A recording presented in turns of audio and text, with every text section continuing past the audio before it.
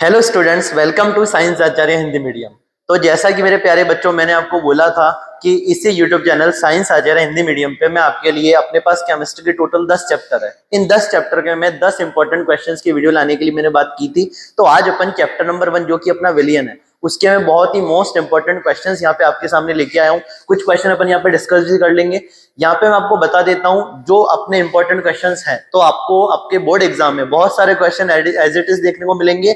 और अगर आप इन क्वेश्चन को करके जाते हो अपने बोर्ड एग्जाम में, आरबीएससी बोर्ड का जो आपका पेपर होने वाला है केमिस्ट्री का, अगर आप ये करके जाते हो तो आपके आराम से, अगर इस चैप्टर की मैं बात करूँ ना, आपके मैक्सिमम क्वेश्चन आपको मिल जाएंगे। और अगर आप इस सीरीज को फॉलो करते हो, आप ये अपने इंपॉर्टेंट क्वेश्चन के सीरीज का वीडियो लेक्चर नंबर 1 है, जिसमें अपन चैप्टर नंबर 1 अपना विलियन जो कि अपने भौतिक रसायन का चैप्टर, इसको अपन डिस्कस करने वाले हैं। ठीक है, अगर आप इस पूरी सीरीज को फॉलो करते हो, इंपॉर्टेंट क्वेश्चंस को पढ़ते हो, समझते हो, तो अपने इसमें आपके आराम से 56 में से आप 50+ नंबर स्कोर कर सकते हो। ठीक है, तो चलो स्टार्ट करते हैं अपन।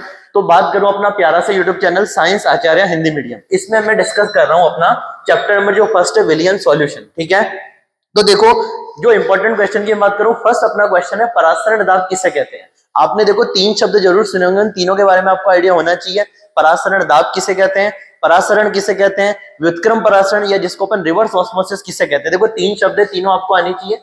एक अपना, अगर मैं यहाँ पे बात करूं, ध्यान देना सारे बच्चों, एक सेकेंड।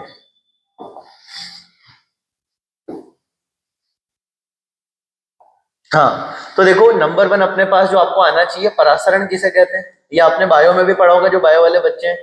एक और डेफिनेशन जो आपको आनी चाहिए वो है परासरण दाब किसे कहते हैं। ठीक है, परासरण, परासरण दाब। तीसरा एक और जो अपने को आनी चाहिए वो है प्रतिलोम परासरण। क्या है? प्रतिलोम परासरण। प्रतिलोम परासरण को अपन बोलते हैं रिवर्स ऑस्मोसिस। क्या बोलते हैं बेटा? Reverse osmosis. रिवर्स ऑस्मोसिस को अपन और क्या बुलाते हैं? आरओ। जो घरों में आरओ लग रखा होता है ना, उसकी फुल फॉर्म क्या होती है? Reverse osmosis. तो ये 3 डेफिनेशन आपको बहुत अच्छे से आनी चाहिए, आपके बोर्ड एग्जाम के लिए बहुत बहुत इंपॉर्टेंट है। परासरण, परासरण दाब, परासरण दाब को अपन पाई से रिप्रेजेंट करते हैं। और थर्ड नंबर है प्रतिलोम परासरण। ठीक है, ये आपको पढ़ के जाना है। आगे मैं बात करूं निम्नलिखित विलयनों को, क्वेश्चन नंबर 2, निम्नलिखित विलयनों को बॉन्ड ऑफ गुणांक के बढ़ते क्रम में व्यवस्थित कीजिए। अब बॉन्ड ऑफ गुणांक शायद आपको निकालना आता है, नहीं आता, एक बार देख लेना। अगर मैं बात करूं जैसे for example CaCl2, calcium chloride की, तो बॉन्ड ऑफ गुणांक अपन कैसे चेक करते हैं? बॉन्ड ऑफ गुणांक अपन कैसे चेक करते हैं? सुनते जाना। CaCl2 को जब मैं ब्रेक करता हूं तो टोटल नंबर ऑफ आयंस कितने देता है? CaCl2 को ब्रेक करेंगे तो कैल्शियम +2 और 2Cl-। तो देखो, एक कैल्शियम मिला अपने को और 2 क्लोरीन मिले, तो इसकी आई की वैल्यू कितनी हो गई? 3 हो गई। ठीक है, आगे बात करते हैं KCl। जब KCl को ब्रेक करेंगे तो KCl किस में ब्रेक होगा? K+ और Cl- में। इसके आई की वैल्यू कितनी हो गई? 2 हो गई। ठीक है, आगे बात करते हैं Al2SO4 whole thrice. Al2SO4 whole thrice, Al2SO4 whole thrice की अगर मैं बात करूं तो देखो यहाँ पे ये किस में ब्रेक होगा? 2 एल्यूमिनियम +3 -2, यहाँ पे नंबर ऑफ आयन 3 और 2 5। तो देखो इस Al2SO4 होल थ्राइस का बॉन्ड ऑफ फैक्टर सबसे ज्यादा होगा, उससे कम होगा CaCl2 का, उससे कम होगा KCl का, और सबसे कम होगा ग्लूकोज का। ठीक है ना, आगे बात करते हैं विलयन की मोललता ताप के साथ परिवर्तित क्यों नहीं हो सकती। आपने सांद्रताएं पढ़ी होगी, मोलरता, मोललता, नॉर्मलता, फॉर्मलता, तो उसी से रिलेटेड एक क्वेश्चन है, विलयन की मोललता ताप के साथ परिवर्तित क्यों नहीं होती है। ठीक है, ये क्वेश्चन भी इंपॉर्टेंट है। आगे बात करते हैं अपन नेक्स्ट क्वेश्चन, 5 ग्राम NaOH को 500 मिलीलीटर जल में घोला गया है, विलयन की मोलरता ज्ञात कीजिए। अब देखो इस टाइप के आपके न्यूमेरिकल आपको देखने को मिलेंगे। बात करते हैं मोलरता की। मोलरता का फॉर्मूला सबको आना चाहिए। ऊपर अपन लिखते हैं विलय के मोल, और नीचे क्या लिखते हैं? विलयन का आयतन। और विलयन का आयतन किस में लेना होता है अपने को? लीटर में। अरे विलयन का आयतन किस में लेना होता है? लीटर में। ठीक है, तो बात करें मोलरता की। अब मोल कैसे निकालेंगे? तो देखो 5 ग्राम NaOH, तो NaOH की अगर अपने को मोल निकालना है तो मोल निकालने का एक फॉर्मूला पदार्थ की ग्राम में मात्रा, तो 5 ग्राम NaOH है। और NaOH का MW मॉलिक्यूलर वेट अपने को निकालना आता है। अरे NaOH है ना। सोडियम का मास नंबर, सोडियम का मास नंबर 23, ऑक्सीजन का 16, हाइड्रोजन का 1। 23, 16 और 1 को ऐड करोगे 69 और 1 10, 213। देखो इसको जब हम ऐड करेंगे वापस 213 और 1 4, तो 40। ठीक है, तो 5 डिवाइडेड बाई 40। विलयन का आयतन कितना है? देखो 500 मिलीलीटर जल में घोला गया। यहाँ पे ऐसे समझो कि जो अपना विलयन यहाँ पे प्रिपेयर हो रहा है ना, उस पूरे विलयन का आयतन अपने को कितना दे रखा है? 500 मिलीलीटर।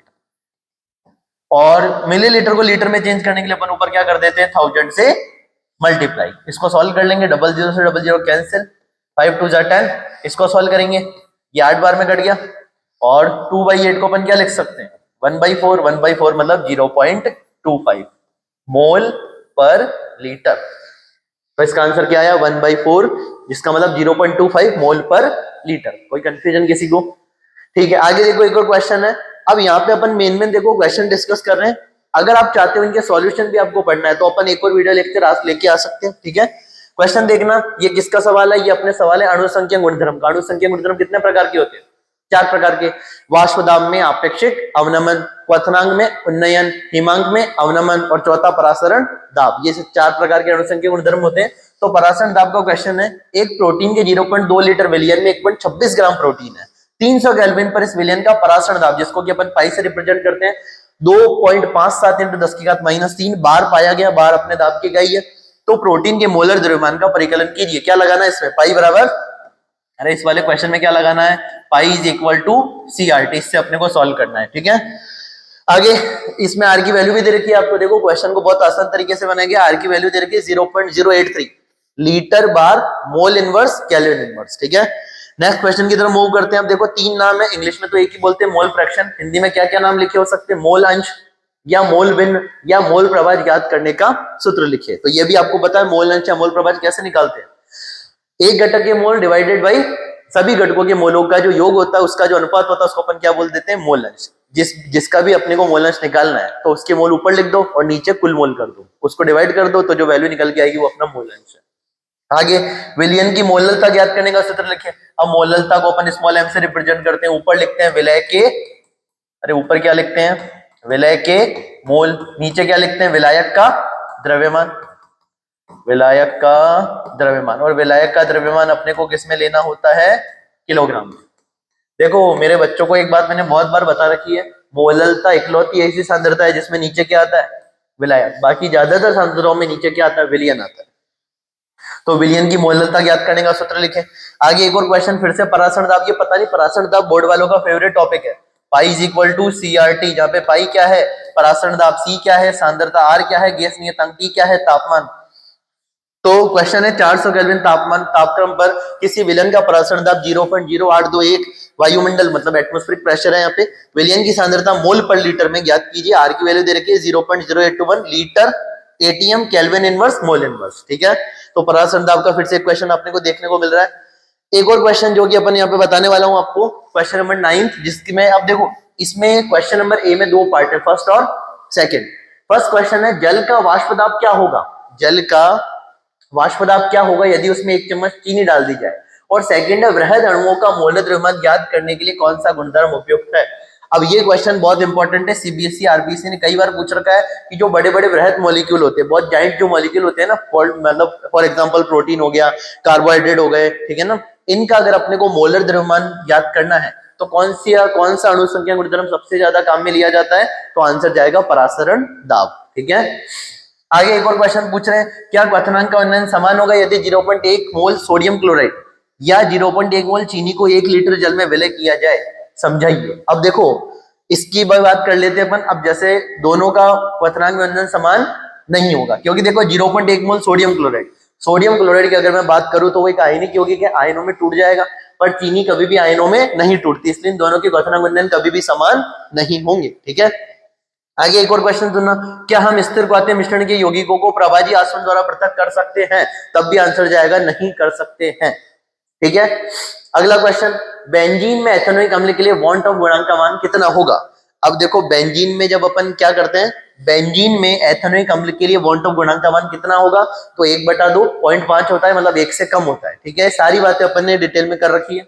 आगे एक क्वेश्चन जो कि आपको बहुत ही फेमस सा क्वेश्चन है, परासरण से रिलेटेड है, कच्चे आम को सांद्र लवणीय विलयन में रखे जाने पर क्या होता है, समझाइए। आसान क्वेश्चन कर सकते हो आप। स्थिर क्वाथीय मिश्रण क्या होते हैं, ठीक है ना, अभी ऊपर भी आया था देखो स्थिर क्वाथीय मिश्रण। क्या हम स्थिर क्वाथीय मिश्रण के यौगिकों को प्रभाजी आसवन द्वारा पृथक कर सकते हैं, तो नहीं कर सकते हैं। ठीक है ना, तो स्थिर क्वाथीय मिश्रण भी इंपॉर्टेंट है अपने आप में। क्वेश्चन नंबर 13, 27 डिग्री सेल्सियस ताप पर यूरिया के 0.01 कैपिटल M विलयन का परासरण दाब ज्ञात कीजिए।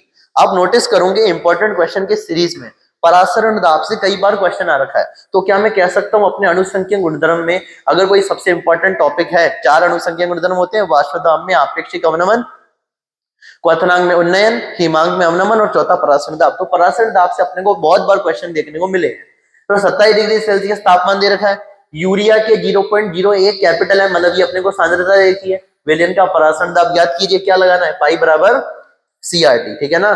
टेम्परेचर दे रखा है 27 डिग्री सेल्सियस, को केल्विन में कन्वर्ट कर लो 273 ऐड करके। सांद्रता पता ही है अपने को, आर पता ही है, बाकी सब चीजें निकालनी है। पाई निकालना है, देखो अपने को क्या निकालना है, पाई निकालना है। सांद्रता पता है, आर पता है, टी पता है, बस वैल्यू पुट करो, आंसर निकालो। अगला क्वेश्चन, रुधिर में ऑक्सीजन की कम सांद्रता से पर्वतारोही कमजोर हो जाते हैं तथा स्पष्टतः सोच नहीं पाते हैं, इस विशेष दशा को क्या कहते हैं। तो सुना होगा आपने, एनोक्सिया बोलते हैं इसको, ठीक है। और इस स्थिति का कारण स्पष्ट कीजिए, तो सिंपल सी बात है, ऑक्सीजन वहां पे कम मिलती है, ऑक्सीजन कम मिलती है तो उनको चक्कर वगैरह आते हैं, उस पूरी स्थिति को अपन एनोक्सिया कहते हैं, ठीक है। इसकी भी बातें अपन ने डिटेल में कर रखी। अगला क्वेश्चन, 30 ग्राम एथेनोइक अम्ल में 30 ग्राम एथेनोइक अम्ल 100 ग्राम जल में है, एथेनोइक अम्ल की जल में मोललता ज्ञात करें। मोललता अभी अभी अपन ने फॉर्मूला लिखा, विलय के मोल बटा विलय का द्रव्यमान किस में लेना है, किलोग्राम में। तो देखो 30 ग्राम एथेनोइक अम्ल, तो पदार्थ की ग्राम में मात्रा दे रखी है, एथेनोइक अम्ल का मोलर द्रव्यमान निकाल लोगे। एथेनोइक अम्ल क्या होता है, CH3COOH, ठीक है ना, ये अपने एथेनोइक अम्ल है, 2 कार्बन वाला अम्ल एथेनोइक अम्ल। तो इसका मॉलिक्यूलर वेट निकाल के 100 ग्राम जल दे रखा है, तो ग्राम को अपने को किसमें बदलना है, किलोग्राम में, तो ऊपर 1000 से क्या कर देंगे, मल्टीप्लाई कर देंगे, ठीक है। अगला क्वेश्चन, क्वेश्चन नंबर 15, सामान्यतः ताप बढ़ाने पर गैसों की द्रवों में विलयता घटती है, कारण दीजिए। तो देखो सिंपल सी बात है, ताप बढ़ाएंगे तो गैसों की द्रव्यों में विलयता घटेगी। इसके पीछे एक एग्जांपल जो मैं बताता रहता हूँ कि कोल्ड ड्रिंक वगैरह जब भी अपन पीते हैं, तो कोल्ड ड्रिंक अपन ठंडी पीते हैं गर्म पीते हैं, ठंडी पीते हैं। ठंडी क्यों पीते हैं, क्योंकि उसके अंदर जो गैस है वो डिसॉल्व रहती है जब वो ठंडी रहती है। इसका मतलब है जैसे जैसे अपन ताप बढ़ाएंगे गैसों की द्रव्यों में विलयता घटेगी, अब उसको समझाना है, ठीक है ना। आगे अगला सवाल, अब अपन ने 3 परसेंटेज पढ़ रखे हैं, आपको याद हो तो, ठीक है ना। 3 प्रकार के परसेंटेज होते हैं, एक अपना होता है द्रव्यमान प्रतिशत, अरे एक क्या होता है, द्रव्यमान प्रतिशत। एक अपना होता है आयतन प्रतिशत, ठीक है, द्रव्यमान प्रतिशत, आयतन प्रतिशत। एक आपने पढ़ा होगा द्रव्यमान आयतन प्रतिशत। तो इसी पे क्वेश्चन बन जाते हैं कई बार बोर्ड में, ध्यान रखना, ये भी इंपॉर्टेंट है, बहुत बार क्वेश्चंस देखने को मिले। द्रव्यमान आयतन प्रतिशत, यहाँ पे आयतन लिख देते हैं, द्रव्यमान आयतन प्रतिशत। अरे द्रव्यमान प्रतिशत W/W परसेंटेज, आयतन V/V परसेंटेज, द्रव्यमान आयतन W/V परसेंटेज, ये आपने पढ़ा होगा जरूर, ठीक है। तो उसी से रिलेटेड क्वेश्चन है, द्रव्यमान आयतन प्रतिशत का सवाल है, ध्यान रखना। आगे फिर से देखो क्वेश्चन आ गया, परासरण दाब 27 डिग्री सेल्सियस ताप पर यूरिया के 0.01 कैपिटल एम विलयन का परासरण दाब ज्ञात करना है, ठीक है। यहाँ पे भी देखो मोलरता अपने को दे रखी है, आर गैस नियतांक अपने को पता है 27 डिग्री सेल्सियस तापमान, इसको किसमें बदल लेंगे, केल्विन में, 27 में 273 जोड़ेंगे, धन्यवाद। अगला एक क्वेश्चन है 17, राउल्ट के नियम से ऋणात्मक विचलन प्रदर्शित करने वाले अनादर्श विलयन का युग्म है। तो देखो राउल्ट का नियम आपने पढ़ा होगा, 2 प्रकार के विलयन भी पढ़े होंगे, आदर्श विलयन, अनादर्श विलयन। फिर अनादर्श विलयन भी 2 प्रकार के थे, ठीक है ना, एक जो धनात्मक विचलन दर्शाता और एक जो ऋणात्मक विचलन दर्शाता। तो अपने को पूछा है राउल्ट के नियम से ऋणात्मक विचलन प्रदर्शित करने वाले अनादर्श विलयन का युग्म है, तो इसका आंसर क्या जाएगा, जल प्लस हाइड्रोक्लोरिक अम्ल। इसका आंसर क्या जाएगा, जल प्लस हाइड्रोक्लोरिक एसिड, ठीक है। अगला, 2 या 2 से अधिक रासायनिक पदार्थों का समांगी मिश्रण, ये आपकी चैप्टर की परिभाषा ही है, 2 या 2 से अधिक पदार्थों का समांगी मिश्रण क्या कहलाता है, विलयन कहलाता है। तो क्वेश्चन नंबर 18 का आंसर विलयन गया। आपने नोटिस किया होगा आपके बोर्ड एग्जाम में एक तो फिल इन द ब्लैंक्स वाले क्वेश्चन आ रहे हैं आजकल, एमसीक्यू देखने को मिलते ही है, 4 में से एक ऑप्शन सेलेक्ट करना है, फिल इन द ब्लैंक्स आते हैं, और 1 मार्क्स के क्वेश्चन आते हैं, हाफ मार्क्स के, जिसमें टू द पॉइंट अपने को आंसर टिक करना होता है। जैसे फॉर एग्जांपल क्वेश्चन आया अभी अपने डिस्कस किया, वृहद अणुओं का मोलर द्रव्यमान ज्ञात करने के लिए कौन सा अणु संख्या गुणधर्म काम में लेते हैं, तो आंसर वहां पे क्या जाएगा, परासरण दाब, ठीक है ना, ध्यान रखना, ऐसे क्वेश्चन बन जाते हैं। अगली बात, 5 ग्राम सोडियम क्लोराइड को जल में घोलकर 250 मिलीलीटर विलयन बनाया जाता है, तो विलयन का द्रव्यमान आयतन प्रतिशत ज्ञात कीजिए। अरे द्रव्यमान आयतन प्रतिशत अभी अपन ने देखा, फॉर्मूला सबको पता है, द्रव्यमान आयतन प्रतिशत का ऊपर क्या लिखते हैं, विलय का द्रव्यमान, नीचे क्या लिखते हैं, विलयन का आयतन, और इसको किससे मल्टीप्लाई कर देते हैं, परसेंटेज है, अरे परसेंटेज है तो किससे मल्टीप्लाई करेंगे, 100 से, परसेंटेज को किससे मल्टीप्लाई करेंगे, 100 से, ठीक है ना। अब ये फॉर्मूला लगाओ, आंसर निकाल सकते हैं अपन बहुत ही आसानी से। 5 ग्राम सोडियम क्लोराइड है, मतलब अपने को विलय पता है कितना है, 5 ग्राम, ठीक है। आगे बात करें, जल में घोलना है, 250 मिलीलीटर का विलियन है, तो विलियन का आयतन कितना हो गया 250 मिलीलीटर, और वो 100 से मल्टीप्लाई करो, निकालना क्या द्रव्यमान आयतन, तो सिंपल सा फॉर्मूला लगाओ, आंसर निकालो, जोड़ भाग गुणा भाग सबको आते होंगे मेरे ख्याल से। ठीक है, आगे एक क्वेश्चन है, क्लोरोफॉर्म और एसीटोन के विलयन द्वारा राउल्ट के नियम से ऋणात्मक वितरण प्रदर्शित करने का कारण क्या है, समझाइए। तो इसका रीजन अगर वन वर्ड में बोलूं तो हाइड्रोजन बॉन्डिंग, ठीक है, उससे आंसर आएगा। आगे फिर से देखो, मोलरता का सवाल है, 5 ग्राम NaOH है को जल में घोलकर बनाए गए 250 मिलीलीटर विलियन की मोलरता की गणना कीजिए। विलियन का आयतन दे रखा है कितना, 250 मिलीलीटर। NaOH कितने ग्राम है, 5 ग्राम। NaOH का अपने को MW भी पता है, कितना होता है NaOH का MW, 40। अरे NaOH का अणुभार 40 होता है, निकाल लेंगे आराम से। विलियन की मोलरता भी अभी फॉर्मूला लिख के बताया था। फिर से एक और क्वेश्चन आ गया, एक प्रोटीन के 300 मिलीलीटर जलीय विलयन में 1.25 ग्राम प्रोटीन उपस्थित है। 300 केल्विन पर इस विलयन का परासरण दाब 2.50 इंटू 10⁻³ बार पाया गया। प्रोटीन के मोलर द्रव्यमान की गणना कीजिए। ठीक है ना। अब यहाँ पे क्या करना, सुनो, देखो पाई बराबर अपन जानते हैं CRT, पाई बराबर CRT, पाई परासरण दाब, C सांद्रता, R गैस नियतांक, T तापमान। अब सांद्रता को अपन लिख सकते हैं ना, मोल बटा आयतन, और मोल को लिख सकते हैं अपन W/GMM। अरे एक मोल का फॉर्मूला पढ़ा होगा ना आपने, W/GMM। GMM क्या होता है, ग्राम मॉलिक्यूलर मास, ग्राम आणविक द्रव्यमान। तो बस अपने को क्या निकालना है, यहाँ पे निकालना है अपने को मोलर द्रव्यमान, मतलब GMM निकालना है अपने को। W पता है, देखो यहाँ पे क्या कर सकते हैं, पाई इज इक्वल टू N/VRT। अब N की जगह मैंने क्या रखा, W/GMM, नीचे V है ही और ऊपर R, यहाँ पाई को लिख दिया मैंने, T है यहाँ पे, है ना, और यहाँ पे T। अब इस फॉर्मूले में अपने को सारी चीजें पता है, पाई पता है, W पता है, R पता है, T पता है, V पता है, GMM निकालना है, निकाल लेंगे आसानी से। ठीक है, इसको भी ट्राई कर सकते हो आप। क्वेश्चन नंबर 23 की बात करते हैं, जलीय विलयन में विलय के पूर्ण वियोजन के लिए वॉन ऑफ गुणांक I के अधिकतम मान वाला यौगिक है। तो अभी सिखाया था मैंने, I कैसे निकालेंगे, KCl के लिए I निकालना है, तो KCl कितने में टूटेगा, K प्लस और Cl माइनस में, तो कितने आयन दिए इसमें, 2, तो KCl का I कितना हो गया, KCl का I हो गया 2, वॉन्ट ऑफ फैक्टर। NaCl की बात करते हैं, NaCl भी कितने में टूटेगा, NaCl भी टूटेगा Na प्लस और Cl माइनस में, मतलब इसका I भी कितना हो गया, 2।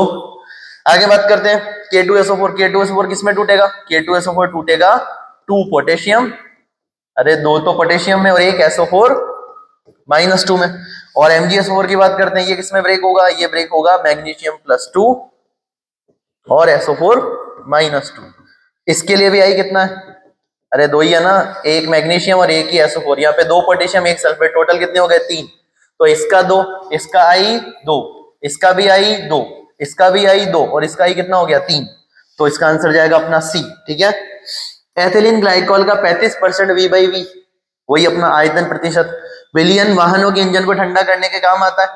इसमें जल का आयतन मिलीलीटर में याद कीजिए, बहुत ही आसान सवाल है।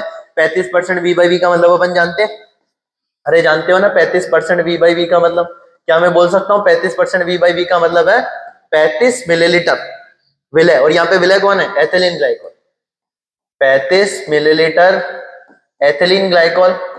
ठीक है, 35 मिलीलीटर एथिलीन ग्लाइकोल 100 मिलीलीटर विलयन में उपस्थित है। इस लाइन का ये मतलब है, कहीं पे लिखा आ जाए ना 35% V/V का मतलब, तो अपने को क्या लिखना है, 35 मिलीलीटर एथिलीन ग्लाइकोल 100 मिलीलीटर विलयन में उपस्थित है। और ये एथिलीन ग्लाइकोल क्या है, ये विलय है। और अपने को क्या पूछा, जल की मात्रा, विलय पता है, विलयन पता है, विलायक निकल जाएगा।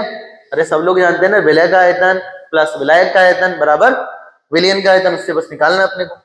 आगे एक और क्वेश्चन, परासरण की परिभाषा लिखिए। फिर से परासरण आ चुका है। समुद्री जल के विलवणीकरण में प्रयुक्त विधि का नाम, समुद्री जल को अपने को विलवणीकरण मतलब उससे सॉल्ट को हटाना है, लवण को हटाना है, प्रोसेस का नाम रिवर्स ऑस्मोसिस व्युत्क्रम परासरण। ठीक है, मोलरता की इकाई बताओ, मोलरता की इकाई क्या होती है, मोलरता कैपिटल M, इसकी इकाई होती है मोल पर लीटर। हेनरी नियम का गणितीय रूप, तो जो आंशिक दाब होता है वो किसके बराबर होता है, KH × X, ये हेनरी नियम का गणितीय रूप है। मोल अंश हेनरी नियतांक। संतृप्त विलयन को परिभाषित कीजिए, सबको पता है, जिसपे अपन और ज्यादा क्या नहीं ऐड कर सकते, जिसमें और अपन विलय नहीं घोल सकते। ठीक है ना, ऐसा विलयन संतृप्त विलयन। सोडियम अमलगम विलयन में विलय तथा विलायक के नाम लिखिए। सबको पता है सोडियम अमलगम एक प्रकार का सॉलिड है, इसका मतलब विलायक भी क्या होगा, यहाँ पे सॉलिड होगा। मतलब विलायक क्या हो गया अपना, यहाँ पे विलायक हो गया अपना सोडियम, ठीक है। और अपनी जो विलय है वो अपनी हो गई मरकरी, ठीक है। आगे देखो एक और क्वेश्चन, गैस ए के 0.5 मोल तथा गैस बी के 4.5 मोल को मिश्रित करने पर बने विलयन में गैस ए के मोल अंश की गणना कीजिए। मोल अंश फिर से सवाल आ चुका है, मोल अंश, मोल भिन्न, मोल प्रभाज, मतलब क्या, वही अपना एक्स या जीटा, अरे कह सकते हैं ना ए का मोल अंश। अब ए का मोल अंश निकालना तो ऊपर किसके मोल रखने पड़ेंगे, ए के मोल रखने पड़ेंगे, नीचे किसके मोल रखने पड़ेंगे, ए के मोल प्लस बी के मोल, ठीक है ना, क्योंकि यहाँ पे दो कंपोनेंट है ए और बी, निकाल सकते हैं कि मोल अंश आराम से। फिर से एक और सवाल, 0.05 मोल एथेनोइक अम्ल, मोल दे रखे, एथेनोइक अम्ल के मोल दे रखे, 250 ग्राम बेंजीन में घुलित है, 250 ग्राम बेंजीन, बेंजीन यहाँ पे क्या है, विलायक है। और क्या निकालना है, मोललता, वही विलायक के मोल बटा विलायक का द्रव्यमान, और विलायक का द्रव्यमान किस में लेना है, किलोग्राम में, ग्राम में है तो उसको किलोग्राम में चेंज कर दो। अगला, निम्न को क्वथनांक के बढ़ते क्रम में व्यवस्थित कीजिए, वही अपने को आई निकालना है, आई पता है तो अपन क्वथनांक का ऑर्डर भी बता सकते हैं। आगे, किसी पदार्थ का एक मोल, मोल पता है, एक मोल 500 मिलीलीटर जल में घोला गया तो विलयन की मोलरता की गणना कीजिए। अब यहाँ पे देखो इन सवालों के अंदर एक बात ध्यान रखना, अपने को जो 500 मिलीलीटर दे रखा है वो एक प्रकार के विलयन का ही आयतन है, मतलब कि जो विलय है ना अपना, उस विलय को अपन ने विलायक में घोलने के पश्चात जो चीज बनी है ना विलयन, विलय विलायक मिला के बता रखा है यहाँ पे, ध्यान रखना। तो ये 500 मिलीलीटर अपना विलयन का आयतन लेना है। अगला क्वेश्चन, W/V द्रव्यमान आयतन प्रतिशत का सवाल। तो अपने को द्रव्यमान आयतन प्रतिशत कितना दे रखा है, 5%। 200 मिलीलीटर विलयन बनाने तो कितने ग्राम NaCl की आवश्यकता होगी। अपने को क्या निकालना है, विलय का द्रव्यमान निकालना है, ठीक है ना, विलय का द्रव्यमान निकालना है। विलयन का आयतन पता है कितना, 200, और द्रव्यमान आयतन प्रतिशत का मान भी पता है कितना, 5, क्रॉस मल्टीप्लाई करो आंसर आ जाएगा। हेनरी का नियम, फेमस नियम, हेनरी का नियम आना चाहिए आपको सबको। क्वेश्चन नंबर 36, दो द्रव ए तथा बी के वाष्प दाब क्रमशः 80 एम तथा 60 mm, वही MMHg दाब की इकाई होती है ना, ATM भी होती है, बार भी होती है, MMHg भी होती है, ठीक है ना। तो ये दाब की इकाई दे रखी है। तो दो द्रव ए तथा बी के वाष्प दाब क्रमशः 80 और 60 है। ए के 3 मोल और बी के 2 मोल मिलाने पर प्राप्त विलयन का कुल वाष्प दाब क्या होगा। आपको एक फॉर्मूला आना चाहिए। पी टोटल कैसे निकालते हैं, P total PA plus PB, ए का आंशिक वाष्प दाब और बी का आंशिक वाष्प दाब, और PA कैसे निकालते हैं, P0 A x A, और PB कैसे निकालते हैं, P0 B x B, ठीक है। ये फॉर्मूला लगाना, आंसर निकालना। गोताखोरों द्वारा ली जाने वाले ऑक्सीजन के टैंकों में क्या होता है, तो आपने हेनरी के नियम के अनुप्रयोग पढ़े होंगे, वहां पे आपने देखा होगा जो समुद्री गोताखोर है वो नीचे जाते हैं तो उनके पीछे एक सिलेंडर बंधा होता है, उस सिलेंडर में कौन कौन सी गैसें रहती है उनके परसेंटेज बताने। आगे, MgSO4 के पूर्ण वियोजन के लिए वॉन ऑफ कारक का मान, MgSO4 किस में टूटता है, MgSO4 ब्रेक होता है मैग्नीशियम +2 और SO4 -2 में, मैग्नीशियम +2 और SO4 -2 में ब्रेक होता है। तो कितने आयन है यहाँ पे, एक मैग्नीशियम और एक अपना SO4, टोटल आयन कितने हैं, 2 आयन है। अरे इनके ऊपर का चार्ज मत देखना, ये देखो मैग्नीशियम के आगे क्या लिखा है, 1, कुछ नहीं है, मतलब 1, SO4 के आगे भी 1, 1, 1 कितना हो गया, 2। तो MgSO4 के आई का कितना मान होता है, 2 मान होता है, MgSO4 के आई का मान 2 होता है। कुछ ही देर में PDF खत्म है, 2 मिनट में। हाँ देखो सुनते जाना, हिमांक अवनमन की इकाई बतानी है, KF की, बता ही सकते हैं। अरे डेल्टा TF अपने को पता है ना क्या होता है, KF इंटू स्मॉल m। अब अपने को क्या बताना है, यहाँ से KF की इकाई बतानी है बस। राउल्ट के अगला, मोललता की परिभाषा, मोललता वही मोलैलिटी स्मॉल m, उसकी परिभाषा बतानी है। एक और क्वेश्चन, राउल्ट के नियम का गणितीय रूप, जो अभी अपन ने लिखा ही था ऊपर। नेक्स्ट क्वेश्चन, क्वेश्चन नंबर 42, 4 ग्राम NaOH को जल में घोलकर 500 मिलीलीटर का विलयन बनाया गया है, विलयन की मोलरता की गणना कीजिए। मोलरता बतानी है, 4 ग्राम NaOH दे रखा है, NaOH का MW अपने को पता है कितना होता है 40, विलयन का आयतन अपने को पता है 500 मिलीलीटर, विलयन मिलीलीटर को लीटर में बदलेंगे, ऊपर 1000 से गुणा करेंगे, ठीक है ना। तो ये क्वेश्चन है। लास्ट अपना प्रतिलोम परासरण को दर्शाने वाला चित्र बनेंगे, प्रतिलोम परासरण को दर्शाने वाला चित्र, रिवर्स ऑस्मोसिस को दर्शाने वाला अपने को डायग्राम बनाना है, ठीक है ना। यहाँ पे अपने ये सारे क्वेश्चंस खत्म होते हैं। तो देखो ध्यान देना, इधर प्रतिलोम परासरण को दर्शाने वाला चित्र बनाएंगे। तो अपने पास इस विलियन चैप्टर के मैं आपके पास कितने इंपॉर्टेंट क्वेश्चन लेके आया हूँ, क्वेश्चन है अपने पास 43। और आप चीज नोटिस करोगे इस 43 में से है ना कुछ कुछ टॉपिक है जिससे क्वेश्चन पूछे जाते हैं कई बार। वॉन्ट ऑफ कारक हो गया, परासरण दाब हो गया, मोलरता, मोललता, और ये अपने प्रतिशत वाले हो गए, ये फॉर्मूले आने चाहिए एक तो अपने को। और यहाँ पे 3-4 अपने, एक हेनरी का नियम, राउल्ट का नियम, ये अपने को आना चाहिए। उसके अलावा अगर मैं बात करूं तो अपने पास 3 परिभाषाएं हो गई, परासरण की, परासरण दाब की और प्रतिलोम परासरण की। तो ये इस चैप्टर की इंपॉर्टेंट बातें हैं। तो देखो यहाँ पे मेरा ये जो वीडियो बनाना था, इसका ये उद्देश्य था कि मैं आपको ये बता सकूं कि विलियन चैप्टर में कौन कौन से इंपॉर्टेंट क्वेश्चंस हैं। तो बहुत सारे बच्चे ऐसे कह रहे थे कि सर इंपॉर्टेंट क्वेश्चन बताओ, कब आएंगे इंपॉर्टेंट क्वेश्चन, तो उसी के लिए मैंने वीडियो आपके लिए बनाया है। तो ये अपने पास 43 मोस्ट इंपॉर्टेंट क्वेश्चंस है, और अगर आप इन 43 क्वेश्चंस को सॉल्व करते हो, अच्छे से करके जाते हो, तो आपको कई क्वेश्चन तो इसमें एज इट इज देखने को मिलेंगे बोर्ड में, ठीक है ना। और अगर आप मेरे आने वाले, अब इसमें देखो एक चैप्टर अपने खत्म कर दिया है, बहुत जल्द आपको चैप्टर नंबर 2 वैद्युत रसायन, फिर रासायनिक बल गतिकी, फिर डी&एफ, फिर अपना कोऑर्डिनेशन, फिर पूरी ऑर्गेनिक अपन कवर करने वाले हैं। तो अगर आप इस सीरीज को फॉलो करते हो तो आप 56 में से 50 प्लस नंबर आराम से ला सकते हो। चलो आप तो ये देख लेना, जब आपके बोर्ड का पेपर होता है उसके बाद जब आप घर आओगे तब आप नोटिस करना आपको कौन कौन से क्वेश्चंस एज इट इज देखने को मिले, और कौन कौन से ऐसे क्वेश्चन है जिसमें आपको जो मैंने फॉर्मूला बताया उसी पे क्वेश्चन आए हैं।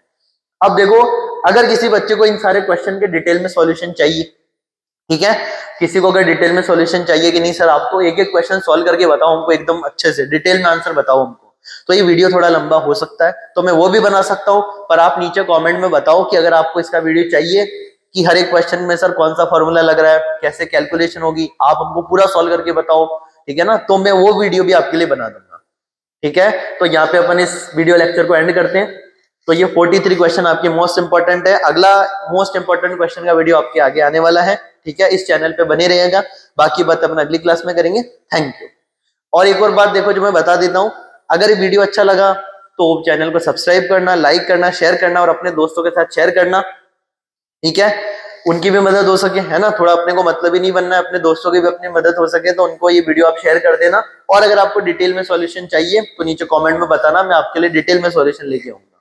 ठीक है, तब तक के लिए धन्यवाद, थैंक यू।